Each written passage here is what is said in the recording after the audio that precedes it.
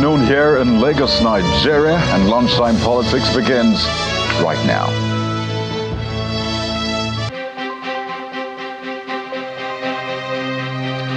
Inspector General of Police refutes allegations of partisanship in the police's handling of the Rivers political crisis. Orders the Commissioner of Police in River State to secure the state and restore order.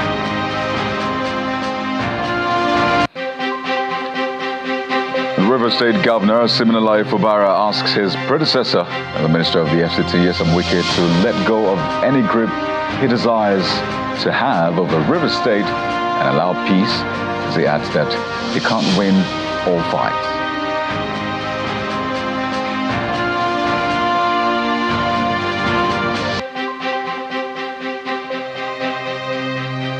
And though APC and PDP disagree over inspection of election materials, mounting pressure on the Independent National Electoral Commission (INEC) as the countdown continues to the election petition.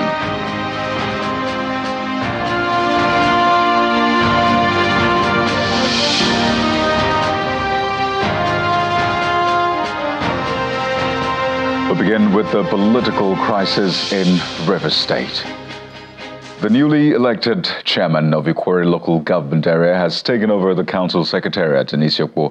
Mr. Israel Abosi was accompanied by his deputy, the newly elected councillors, and a crowd of supporters, including some vigilante members who were brandishing guns and firing gunshots in the air. They were chanting solidarity songs and daring their political opponents to come to the council's secretariat. The takeover is coming less than 24 hours after the secretariat was burnt by arsonists yesterday.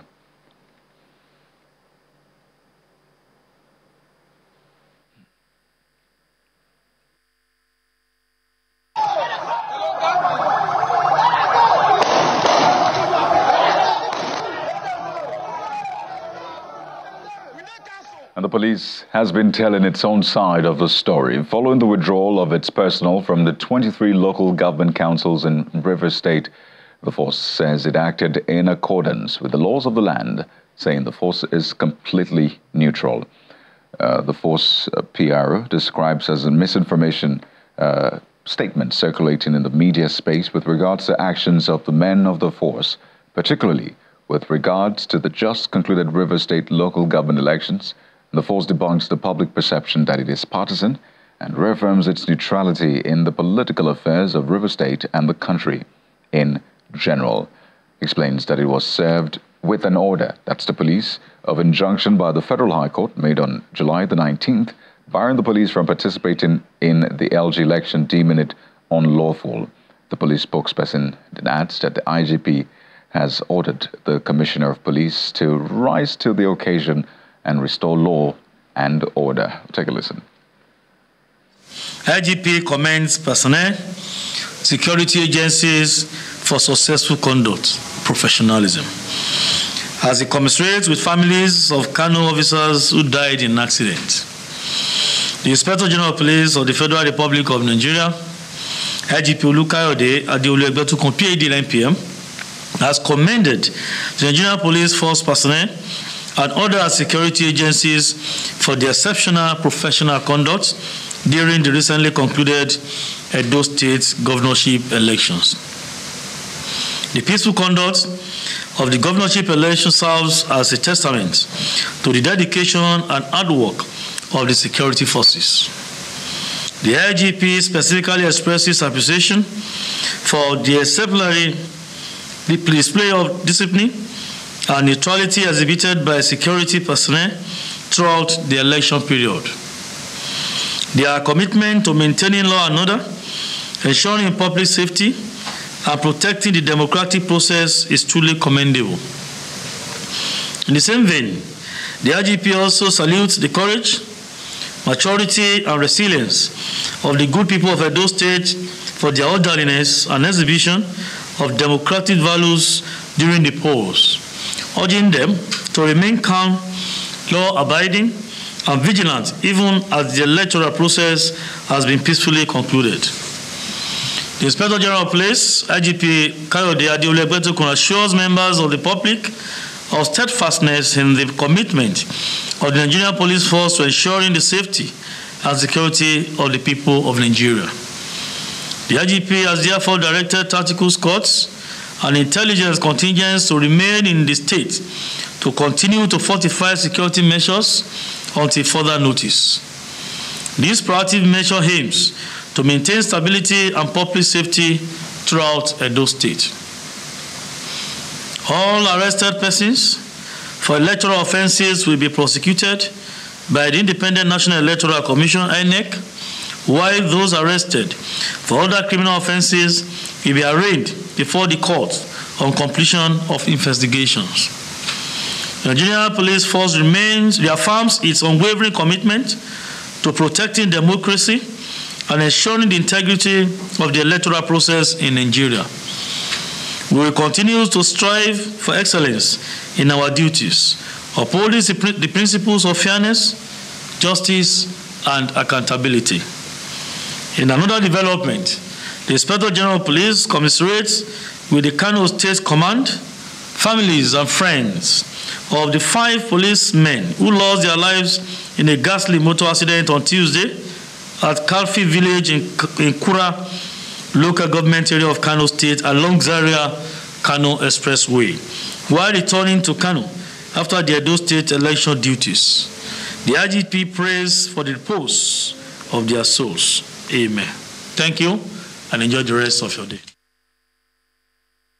Well, that was the spokesperson of the police speaking about the previous elections in Edo and some other issues concerning the police force. Well, let's now take a listen to what he said about the Rivers political situation. Was never involved in that particular suit, so the law cannot affect the police. Then the Federal High Court that gave injunction that the police and other agents should not partake was the one that gave judgment that this time around police should not, because there's nothing to do, because they need to cancel all the previous activities concerning local government elections in Rivers State. So if you have this judgment and counter order, I think the best thing for us is to wait for the decision of any superior court again. We don't interpret this law. That's why we have the judiciary that should interpret the law for us. But whatever it is, the IGP has ordered the Commissioner of Police in charge of Rivers State to do deployment, to take charge and make sure it restores normalcy to Rivers State. It is important. It's our constitutional responsibility to make sure we maintain law and order and, of course, protect lives and property. So we don't want to be dragged into the politics in Rivers State. I want to remain professional, we remain impartial, and make sure we discharge our duties as expected of us. And as for spokesperson reiterating a point made earlier that the police is not political in all of this, but the governor himself has been speaking on this matter, and Governor Siminalayi Fubara says that all Nigerians know that he has no hand in the destruction of local government secretariat in Rivers State. The governor noted that he sounded the alarm on Sunday evening when he swore in the 23 newly elected chairpersons in the state that some aggrieved political actors had mobilized to destabilize the peace of the state on Monday. Speaking on our political program, Politics Today, the governor was asked if this crisis is all about him reneging on an understanding that he had with former governor and now FCT minister Wike, and here's what he had to say. I don't think there's any understanding we have not kept. I can say it here. There is no understanding that we have that I've not kept. That is the truth.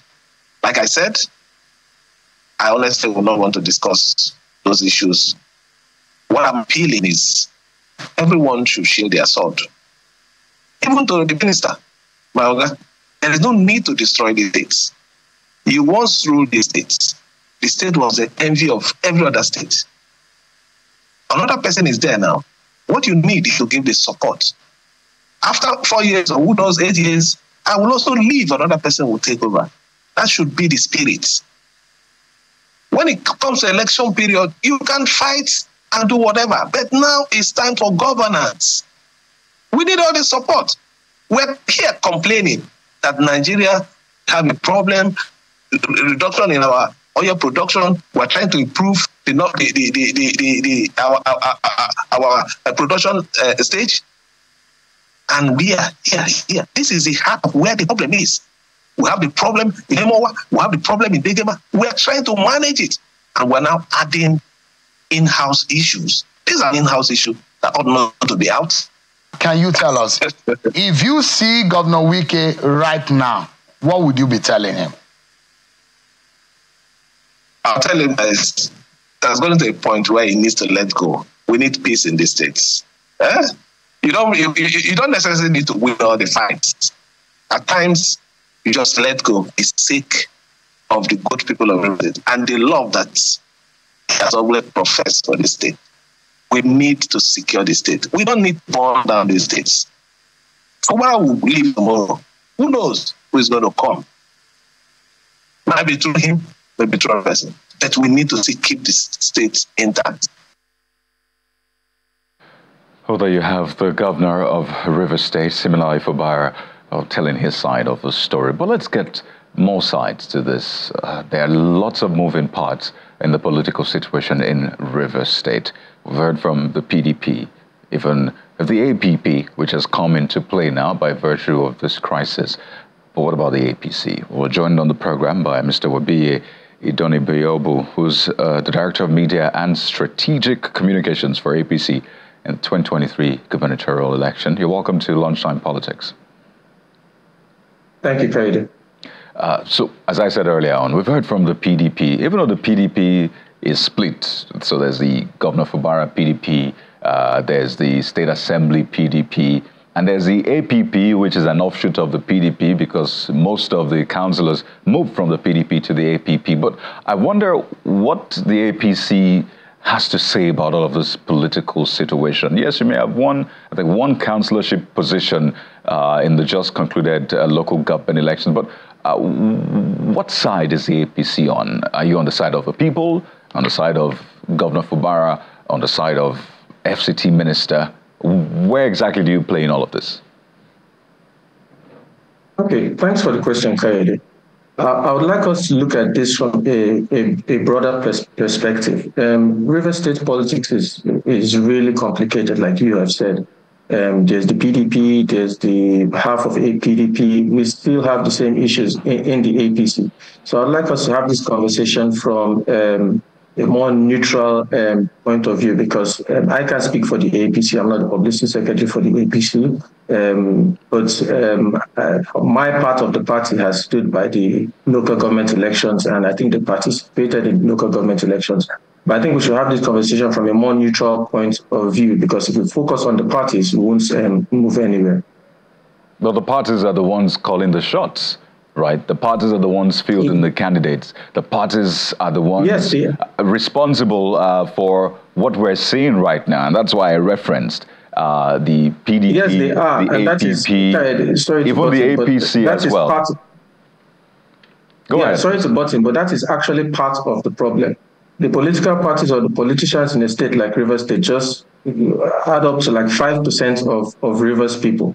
And because of this negative perception that has been moving around, the rest of the world sees River State like a state that is full of violence, that is full of gun and knife-wielding youths. But that is really not River State. River State is a land that is blessed. River State was the envy of every other state before. So I and some of my friends are trying to push a different narrative to bring the public to actually see who River State is. This is River State, because honestly, these politicians are really messing up the whole thing for us. And I imagine, how the people of River State feel. And that's why it's important to have this conversation with people. Yes, you're a politician, but you're also, it looks like you're not at home with all that is happening, but these are the things we see. The secretary burns. We just reported some of the youths. Like this. Just a second, let me land. We saw some of the youths wielding guns, machetes, and all of that. And these are the things we see. And the reason that we have to call out the politicians, those engaged in violence particularly, is because if today they say, we're sheathing our swords, we want peace, all of this crisis would go. So it's important, perhaps, for the majority now, if you say the politicians are 5%, then the 95%, what are they doing? Maybe you can speak to that. What options are available to them so they can really represent what Rivers stands for?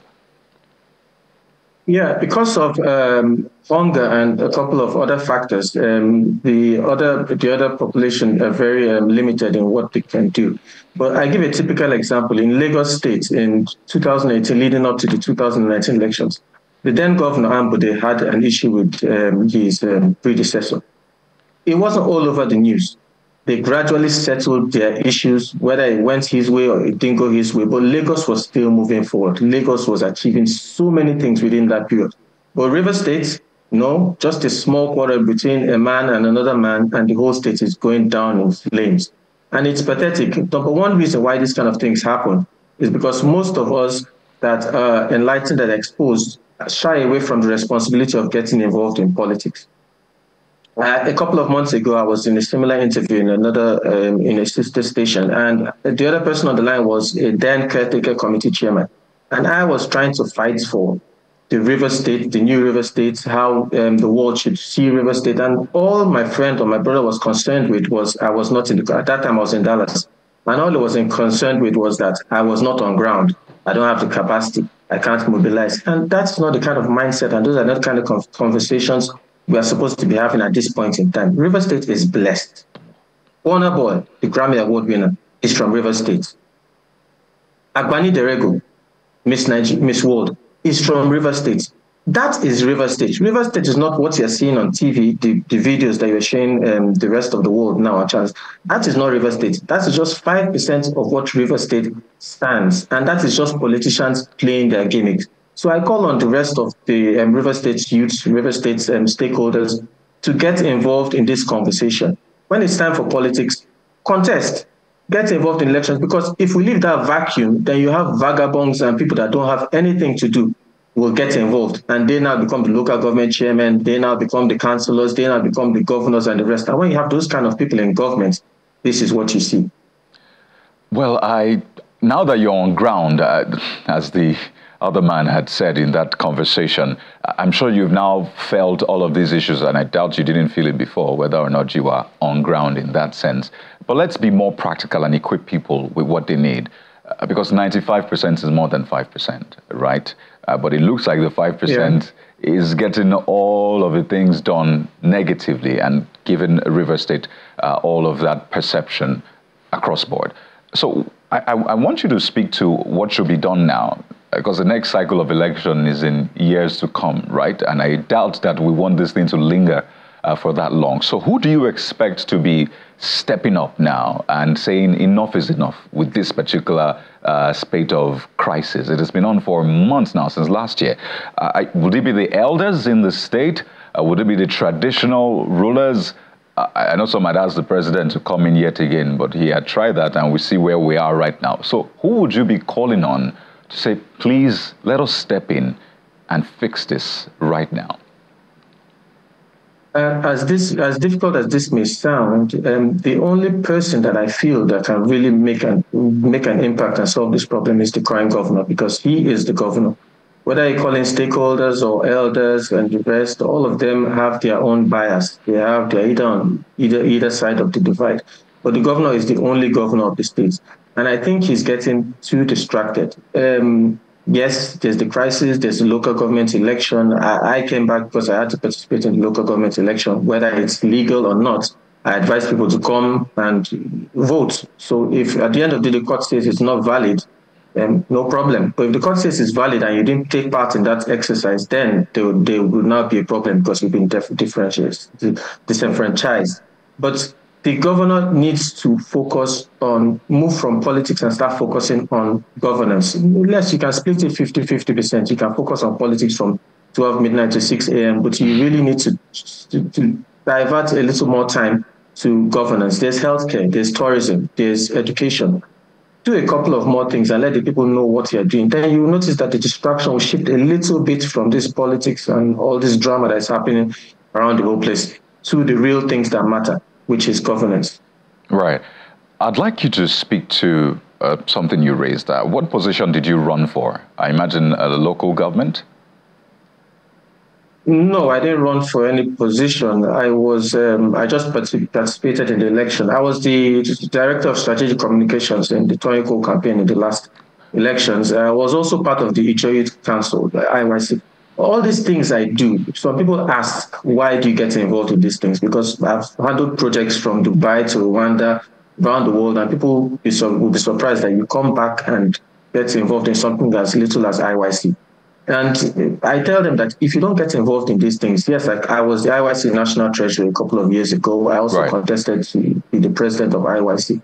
And that's because I wanted to encourage people to get involved in these kind of things. Because, like I said earlier, if you leave this vacuum, then people who have no interest in helping the masses will get involved. And here goes my question. And at the end of the day, pardon me. So my question, the reason I was trying to know at what point you played was, I want to understand then from your experience, doing all of the grassroots work, getting involved. Why is it that it looks like it is not the very best of us that represent all of us, if you know what I mean? What exactly is responsible for that? Because your candidate vied for that position. Other candidates vied for the position, and it looked like people queued behind another candidate. And that's what we'll see again for local government elections. And the same people will complain about governance. And people say, well, you put them in. You could have put another person in. So why is it that people keep making such decisions that it would seem they regret eventually? What's responsible for that? Yeah, it all boils down to the process. The process is really flawed. You were talking about the experience. From 2007, I've been involved in the politics, the electioneering process in Rivers State. From 2007, I was the director of media for the Toyin Peninsula campaign. That was Action Congress.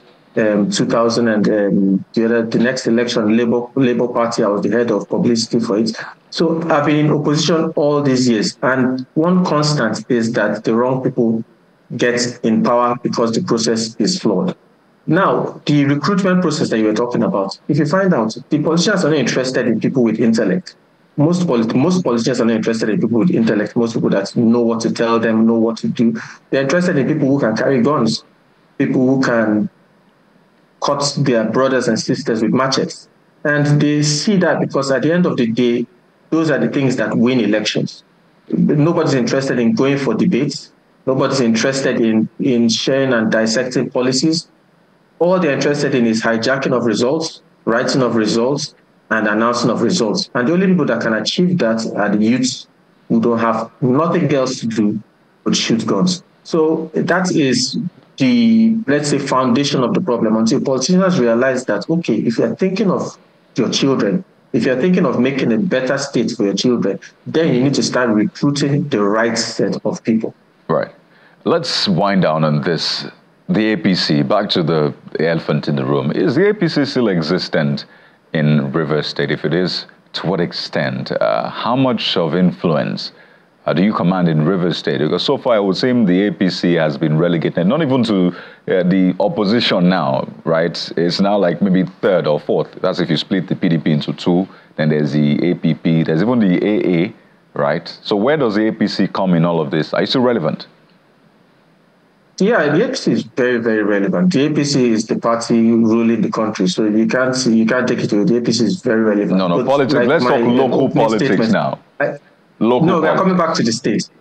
Yeah, locally, yes, they're still very, very relevant. They took part in the election. Yes, there are two factions. Reasons for the two factions, the leadership in Abuja know why they want that. But like I said in the beginning, talking about these political parties is worthless because there's nothing you can do about it.